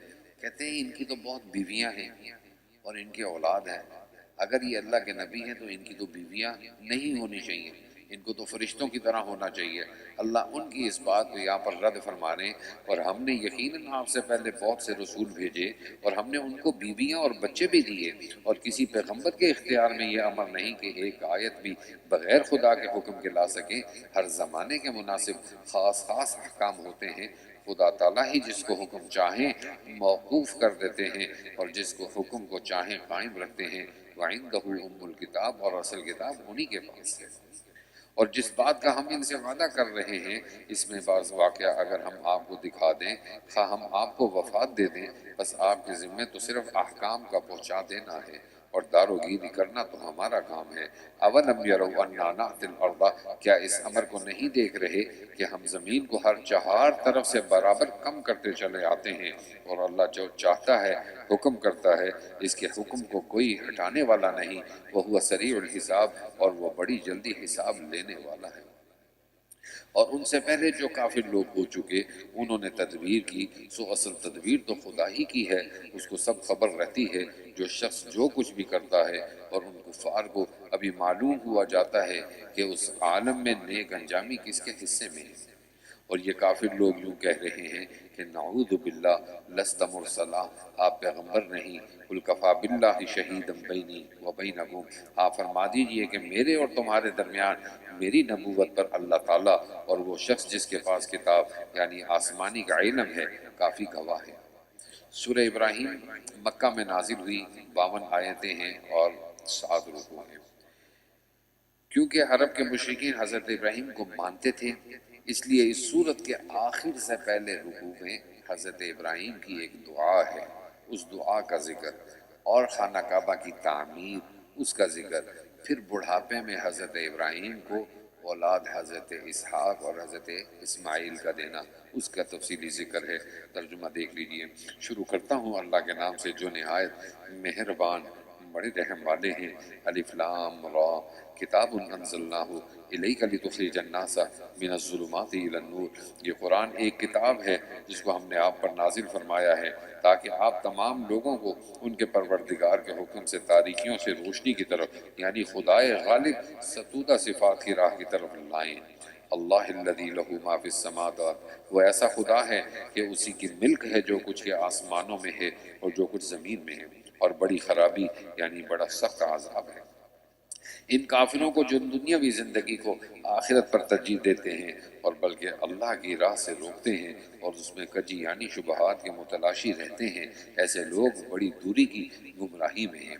وما ارسلنا من رسول الا بلسانی، اور ہم نے تمام پہلے پیغمبروں کو بھی انہی کی قوم کی زبان میں پیغمبر بنا کر بھیجا تاکہ ان سے احکام الہیہ کو بیان کریں، پھر جس کو اللہ تعالیٰ چاہیں گمراہ رکھتے ہیں اور جس کو چاہیں ہدایت کرتے ہیں۔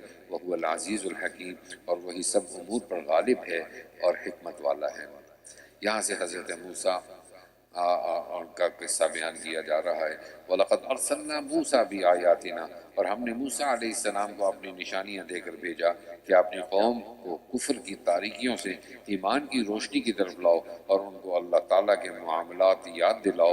ان فی ذلک لآیات لکل صبار شکور، بلا شبہ ان معاملات میں عبرتیں ہیں ہر صابر شاکر کے لیے۔ اور اس وقت کو یاد کیجئے کہ جب موسیٰ علیہ السلام نے اپنی قوم سے فرمایا کہ تم اللہ تعالیٰ کا انعام اپنے اوپر یاد کرو جبکہ تم کو تمام فرعون والوں سے نجات دی جو تم کو سخت تکلیفیں پہنچاتے تھے، تمہارے بیٹوں کو ذبح کر ڈالتے تھے اور تمہاری عورتوں کو زندہ چھوڑ دیتے تھے، اور اس میں تمہارے رب کی طرف سے ایک بڑا امتحان تھا۔ اور وہ وقت یاد کرو جب کہ تمہارے رب نے تم کو اطلاع فرما دی کہ اگر تم شکر کرو گے تو تم کو زیادہ نعمت دوں گا، اور اگر تم ناشکری کرو گے تو سمجھ رکھو کہ میرا عذاب بڑا سخت ہے۔ وقال موسیٰ ان تکفروا، اور موسیٰ علیہ السلام نے یہ بھی فرمایا کہ اگر تم اور تمام دنیا بھر کے آدمی سب کے سب مل کر بھی ناشکری کرنے لگو تو اللہ تعالیٰ کو کوئی ضرر نہیں، کیونکہ وہ بالکل بے اختیار ستودہ صفات ہیں۔ اے کفار مکہ، کیا تم کو ان لوگوں کی خبر نہیں پہنچی جو تم سے پہلے ہو گزرے ہیں، یعنی قوم نوح اور عاد، قوم ہود اور سمود اور قوم صالح، اور جو لوگ ان کے بعد ہوئے ہیں جن کو بجز اللہ تعالیٰ کے کوئی نہیں جانتا، ان کے پیغمبر ان کے پاس دلائل لے کر آئے ہیں۔ سو ان قوموں نے اپنے ہاتھ ان پیغمبروں کے منہ میں دے دیے اور کہنے لگے کہ جو حکم دے کر تم کو بھیجا گیا ہے ہم اس کے منکر ہیں، اور جس امر کی طرف تم ہم کو بلاتے ہو تم اس کی جانب سے بہت بڑے شبے میں ہیں جو ہم کو تردد میں ڈالے ہوئے ہیں۔ قالت رسلہم فی اللہ، ان کے پیغمبروں نے کہا کیا تم کو اللہ تعالیٰ کے بارے میں شک ہے جو کہ آسمانوں اور زمین کا پیدا کرنے والا ہے، وہ تم کو ہی بلا رہا ہے تاکہ تمہارے گناہ معاف کر دے اور معین مدت تک تم کو خیر خوبی کے ساتھ حیات دے دے۔ انہوں نے کہا کہ تم محض ایک آدمی ہو جیسے ہم ہیں، تم یوں چاہتے ہو کہ ہمارے آباء و اجداد جس چیز کی عبادت کرتے تھے یعنی بت، اس سے ہم کو روک دو، سو کوئی صاف معجزہ دکھلاؤ۔ قالت رسلهم ان نحن الا بشر مثلکم، ان کے رسولوں نے اس کے جواب میں کہا کہ ہم بھی تمہارے جیسے آدمی ہیں، لیکن اللہ اپنے بندوں میں سے جس پر چاہیں وہ احسان فرما دے، اور یہ بات ہمارے قبضے کی نہیں کہ ہم تم کو کوئی معجزہ دکھلا سکیں بغیر خدا کے حکم کے۔ وعلی اللہ فلیتوکل المؤمنون، اور اللہ ہی پر سب ایمان والوں کو بھروسہ کرنا چاہیے۔ وَمَا لَنَا أَلَّا نَتَوَكَّلَ عَلَى اللَّهِ، اور ہم کو اللہ پر بھروسہ نہ کرنے کا کون امر باعث ہو سکتا ہے، حالانکہ اس نے ہم کو ہمارے راستے بتلا دیے، اور تم نے جو کچھ ہم کو ایذا پہنچائی ہے ہم اس پر صبر کریں گے۔ وَعَلَى اللَّهِ فَلْيَتَوَكَّلِ الْمُتَوَكِّلُونَ، اور اللہ ہی پر بھروسہ کرنے والوں کو بھروسہ رکھنا چاہیے۔ اور ان کفار نے اپنے رسولوں سے کہا کہ ہم تم کو اپنی زمین سے نکال دیں گے، یا یہ ہو کہ ہمارے مذہب میں پھر آ جاؤ۔ بس ان رسولوں پر ان کے رب نے تسلی کے لیے وحی نازل فرمائی کہ ہم ہی ان ظالموں کو ضرور ہلاک کر دیں گے۔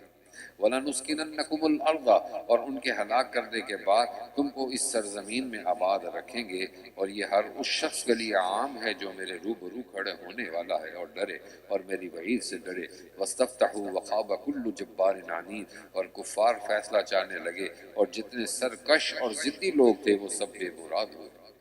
اس کے آگے دوزخ ہے، اور اس دوزخ میں ایسا پانی پینے کو دیا جائے گا جو کہ پیپ لہو کے مشابہ ہوگا، جس کو گھونٹ گھونٹ کر کے پیے گا، اور گلے سے آسانی کے ساتھ وہ مارنے کی کوئی صورت نہ ہوگی، اور چہار طرف سے اس پر سامان موت کی آمد ہوگی، اور وہ کسی طرح مرے گا نہیں، اور اس کو اور سخت عذاب کا سامنا ہوگا۔ مثل الذین کفروا، یہاں سے پھر اللہ تعالیٰ کی قدرت کا ذکر کہ وہ اگر چاہتے تو تم سب کو ختم کر دیتے، تمہاری جگہ کسی اور مخلوق کو لے آتے۔ اللہ فرما رہے ہیں مثل الذین کفروا بربہم اعمالہم، جو لوگ اپنے پروردگار کے ساتھ کفر کرتے ہیں ان کی حالت باعتبار عمل کے یہ ہے جیسے کچھ راکھ ہو جس کو تیز آندھی کے دن میں تیزی کے ساتھ ہوا اڑا لے جائے، اسی طرح ان لوگوں نے جو کچھ عمل کیے تھے ان کا کوئی حصہ ان کو حاصل نہ ہو، راہ کی طرح برباد ہو جائے گا۔ یہ بھی بڑی دور دراز کی گمراہی ہے۔ اے مخاطب، تجھ کو یہ بات معلوم نہیں کہ اللہ تعالیٰ نے آسمانوں اور زمین کو بالکل ٹھیک ٹھیک پیدا کیا ہے، اس سے اس قادر ہونا بھی معلوم ہو گیا۔ پس اگر وہ چاہے تو تم سب کو فنا کر دے اور ایک دوسری نئی مخلوق پیدا کر دے، اور یہ خدا کو کچھ بھی مشکل نہیں۔ وَبَرَزُوا لِلَّهِ جَمِيعًا، اور خدا کے سامنے سب پیش ہوں گے۔ فَقَالَ الضُّعَفَاءُ، پھر چھوٹے درجے کے لوگ یعنی عوام اور تابعین بڑے درجے کے لوگوں سے کہیں گے کہ ہم دنیا میں تمہارے تابع تھے، تم کیا خدا کے عذاب کا کچھ جز ہم سے ہٹا سکتے ہو؟ وہ جواب میں کہیں گے اگر اللہ ہم کو کوئی راہ بتلاتا تو ہم تم کو بھی وہ راہ بتلا دیتے، اور اب تو ہم سب کے حق میں دونوں صورتیں برابر ہیں، خواہ ہم پریشان ہوں خواہ ضبط کریں، ہمارے بچنے کی کوئی صورت نہیں۔ وقال الشیطان لما قضی الامر. اب یہاں سے اللہ تعالیٰ جب دنیا قیامت والے دن جنتیوں کو جنت میں، جہنمیوں کو جہنم میں ڈال دیں گے، تو پھر جب شفاعت ہو جائے گی جنتیوں کی تو جنت، تو وہاں پر کفار بھی ہوں گے. اب وہ اپنے سفارشی کو ڈھونڈیں گے، تو وہاں پہ ان کو ابلیس شیطان نظر آئے گا، تو اس کو بلائیں گے، کہیں گے تم نے ہمیں دنیا میں یوں کہا تھا کرو، ہم تمہاری بات مانتے رہے، اب تم ہماری سفارش کرو تاکہ ہمیں بھی اس عذاب سے نجات ملے. تو وہ شیطان اس وقت یہ کہے گا میں تو اب اس قدرت میں نہیں کہ میں تمہیں اس عذاب سے بچا سکوں، مجھے تو اللہ سے میں نے چیلنج کیا تھا کہ تم میں تیرے ہر بندے کو میں تیرے راستے سے ہٹلاؤں گا. اللہ تعالیٰ اس شیطان کے اس وعدے کو جو ان سے کرتا تھا اس کا جواب یہاں نقل فرمانے وقال الشیطان. اور جب قیامت میں تمام مقدمات فیصل ہو چکیں گے تو شیطان جواب میں کہے گا کہ اللہ تعالیٰ نے تم سے سچے وعدے کیے تھے اور میں نے بھی کچھ وعدے تم سے کیے تھے، سو میں نے وہ وعدے تم سے خلاف کیے تھے، اور میرا تم پر اور تو کچھ زور چلتا نہ تھا بجز اس کے کہ میں نے تم کو بلایا تھا، سو تم نے با اختیار خود میرا کہنا مان لیا. تو مجھ پر ساری ملامت مت کرو اور زیادہ ملامت اپنے آپ کو کرو. نہ میں تمہارا مددگار ہو سکتا ہوں اور نہ تم میرے مددگار ہو سکتے ہو. میں خود تمہارے اس فعل سے بیزار ہوں کہ تم اس کے قبل دنیا میں مجھ کو خدا کا شریک قرار دیتے تھے. یقیناً ظالموں کے لیے دردناک عذاب مقرر ہے. اور جو ایمان لائے اور انہوں نے نیک کام کیے وہ ایسے باغوں میں داخل کیے جائیں گے جن کے نیچے نہریں جاری ہوں گی، اور وہ ان میں اپنے پروردگار کے حکم سے ہمیشہ ہمیشہ رہیں گے. اور وہاں ان کو سلام اس لفظ سے کیا جائے گا سلام السلام علیکم. علم تر کیف ضرب اللہ. اب یہاں پر اللہ تعالیٰ پاکیزہ کلمے کی مثال ایک درخت سے دے رہے ہیں. پاکیزہ کلمے لا الہ الا اللہ، یہ پاکیزہ کلمہ ہے. اس کی مثال کھجور کے درخت سے دے رہے ہیں کہ جس کے تنے زمین پہ ہیں اور وہ اوپر جاتا ہے آسمان پر اور پھل آسمان پہ دیتا ہے. اور اس کے برعکس کفار کی مثال ایک خبیث کلمے کی مثال ایک خبیث اور برے درخت سے دے رہے ہیں. اس کا ذکر اللہ فرما رہے ہیں علم تر کیف ضرب اللہ مثلا. کیا آپ کو معلوم نہیں کہ اللہ تعالیٰ نے کیسی مثال بیان فرمائی ہے کلمہ طیبہ توحید اور ایمان کی، کہ وہ مشابہ ہے ایک پاکیزہ درخت کے جس کی جڑ خوب گڑی ہوئی ہو اور اس کی شاخیں اونچائی میں جاری ہوں. وہ خدا کے حکم سے ہر فصل میں اپنا پھل دیتا ہے. اور اللہ تعالیٰ ایسی مثالیں لوگوں کے واسطے اس لیے بیان فرماتے ہیں تاکہ وہ خوب سمجھ لیں. وَمَثَلُ كَلِمَةٍ خَبِيثَةٍ. اور گندہ کلمہ کی یعنی کلمہ کفر اور شرک کی مثال ایسی ہے جیسے ایک خراب درخت ہو کہ زمین کے اوپر ہی اوپر سے اکھاڑ لیا جائے، اس کو کچھ ثبات نہ ہو. یثبت اللہ الذین آمنوا. اللہ تعالیٰ ایمان والوں کو اس پکی بات یعنی کلمہ طیبہ کی برکت سے دنیا اور آخرت میں مضبوط رکھتا ہے. وَيُذِلُّ اللَّهُ الظَّالِمِينَ. اور ظالموں یعنی کافروں کو دین میں اور امتحان میں مچلا دیتا ہے، اور اللہ تعالیٰ جو چاہتا ہے کرتا ہے. کیا آپ نے ان لوگوں کو نہیں دیکھا جنہوں نے نعمت الہی کے بدلے میں کفر کیا اور جنہوں نے اپنی قوم کو ہلاکت کے گھر یعنی جہنم میں پہنچا دیا؟ وہ اس میں داخل ہوں گے. وبئس القرار. وہ رہنے کی بری جگہ ہے. وَجَعَلُوا لِلَّهِ أَندَادًا لِيُضِلُّوا عَن سَبِيلِهِ. اور ان لوگوں نے اللہ کے ساجی قرار دیے تاکہ دوسروں کو بھی اس کے دین سے گمراہ کریں. آپ کہہ دیجئے کہ چندے عیش کر لو کیونکہ اخیر انجام تمہارے دوزخ ہے میں جانا ہے.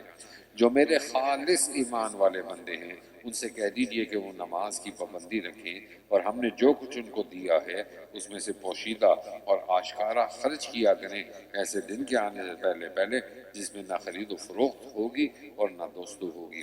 اللہ الذی خلق السماوات. یہاں سے پھر اللہ تعالیٰ کی قدرت کا ذکر کیا جا رہا ہے.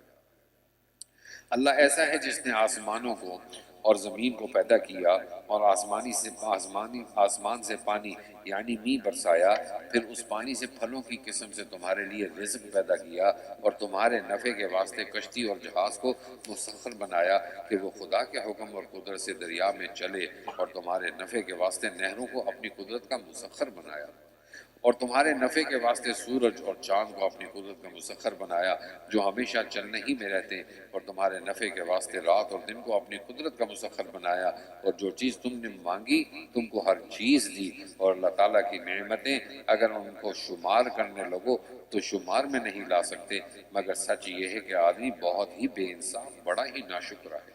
وَإِذْ قَالَ إِبْرَاهِيمُ. یہاں سے حضرت ابراہیم علیہ السلام کا مختصر قصہ کعبے کی تعمیر اور بڑھاپے کے اندر حضرت اسحاق اور حضرت اسماعیل کا بیٹوں کا خوشخبری سنانا۔ اللہ تعالیٰ یہ فرما رہے ہیں وَإِذْ قَالَ ابراہیم، اور جبکہ ابراہیم نے کہا اے میرے رب اس شہر مکہ کو امن والا بنا دیجئے اور مجھ کو اور میرے خاص فرزندوں کو بتوں کی عبادت سے بچائے رکھیے۔ اے میرے پروردگار، ان بتوں نے بتیرے آدمیوں کو گمراہ کر دیا، پھر جو شخص میری راہ پر چلے گا وہ تو میرا ہی ہے، اور جو شخص اس بات میں میرا کہنا نہ مانے سو آپ تو کثیر المغفرت اور کثیر الرحمت ہیں۔ ربنا انی اسکنت من ذریتی، اے ہمارے رب میں اپنی اولاد کو آپ کے معظم گھر کے قریب ایک کف دست میدان میں جو زراعت کے قابل نہیں آباد کرتا ہوں۔ ربنا لیقیموا الصلاۃ، اے ہمارے رب تاکہ وہ لوگ نماز کا اہتمام رکھیں۔ فاجعل افئدۃ من الناس، تو آپ کچھ لوگوں کے قلوب ان کی طرف مائل کر دیجئے اور ان کو محض اپنی قدرت سے پھل کھانے کو دیجئے تاکہ یہ لوگ ان نعمتوں کا شکر کریں۔ اے ہمارے رب آپ کو تو سب کچھ معلوم ہے، جو ہم اپنے دل میں رکھیں اور جو ظاہر کر دیں۔ وما یخفی علی اللہ من شیء، اور اللہ تعالیٰ سے تو کوئی چیز بھی مخفی نہیں، نہ زمین میں اور نہ آسمان میں۔ الحمدللہ الذی وہب لی علی الکبر اسماعیل و اسحاق، تمام حمد ثنا خدا کے لیے سزاوار ہے جس نے مجھ کو بڑھاپے میں اسماعیل اور اسحاق دو بیٹے عطا فرمائے۔ حقیقت میں میرا رب دعا کا بڑا سننے والا ہے۔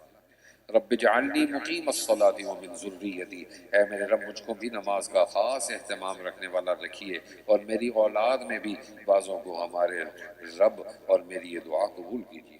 ربنا اغفر لی ولی والدی، اے میرے رب ہمارے رب میری مغفرت کر دیجیے اور میرے ماں باپ کی بھی اور کل مومنین کی بھی حساب قائم ہونے کے دن، آمین۔ وَلَا تَحْسَبَنَّ اللَّهَ، اب یہاں سے قیامت کے دن کافروں کی حالت کیسی ہوگی اس کا اللہ تعالیٰ ذکر فرما رہے ہیں۔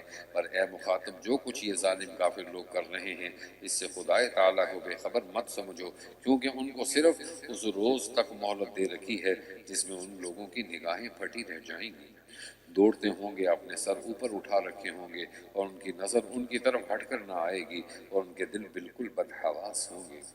اور آپ ان لوگوں کو اس دن سے ڈرائیے جس دن پر ان پر عذاب آ پڑے گا، پھر یہ ظالم لوگ کہیں گے اے ہمارے رب ایک مدت قلیل تک ہم کو اور مہلت دیجیے، ہم آپ کا سب کہنا مان لیں گے اور پیغمبروں کا اتباع کریں گے۔ جواب میں ارشاد ہوگا کیا تم اس کے قبل قسمیں نہ کھائی تھی کہ تم کو کہیں جانا ہی نہیں ہے؟